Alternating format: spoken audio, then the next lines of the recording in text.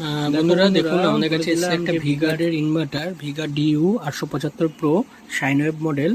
Inverter ওপরে অবস্থাটা দেখুন, ভিতরে কি অবস্থা, পুরো ধুলো পড়ে শর্ট হয়ে রয়েছে। ইনভার্টার ঠিক করে আমি দেখাচ্ছি আর বলবো কি কি প্রবলেম ছিল। দেখো বন্ধুরা, বলেছিলাম যে ভিগার্ডের এই একটা মেশিন আমার কাছে এসছে। ভিগার্ডের মেশিন খুব কমই দেখা যায়, তো ভিগার্ডের এই মেশিনটা এত ধুলো পড়েছিল, আগে ভিডিওতে দেখেছিলে যে কীরকম ধুলো পড়েছিল, যে ধুলোর কারণেই শর্ট হওয়ার সম্ভাবনা সবচেয়ে বেশি। তো ড্রাইভার কার্ড আর মসফেট এগুলো চেঞ্জ হয়েছে এবং এখন মেশিন পুরো রানিং।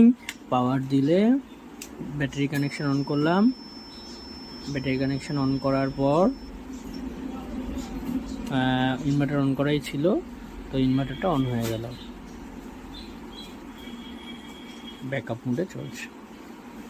আপনাদের কারোর যদি ইনভার্টারের কোনো সমস্যা হয় তাহলে উপরে দেওয়া নম্বর যোগাযোগ করুন, ব্যারাকপুর, কলকাতা। বন্ধুরা দেখুন আমাদের কাছে এসেছে একটা ভিগার্ডের inverter VGuard DU 875 pro sine wave model. Inverter ওপরে অবস্থাটা দেখুন, ভিতরে কি অবস্থা, পুরো ধুলো পড়ে শর্ট হয়ে রয়েছে। ইনভার্টার ঠিক করে আমি দেখাচ্ছি আর বলবো কি কি প্রবলেম ছিল।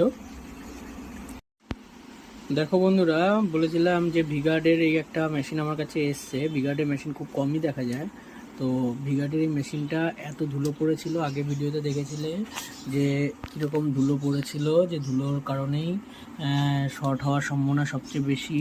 তো ড্রাইভার কার্ড আর মসফেট এগুলো চেঞ্জ হয়েছে এবং এখন মেশিন পুরো রানিং। পাওয়ার দিলে ব্যাটারি কানেকশন অন করলাম, ব্যাটারি কানেকশন অন করার পর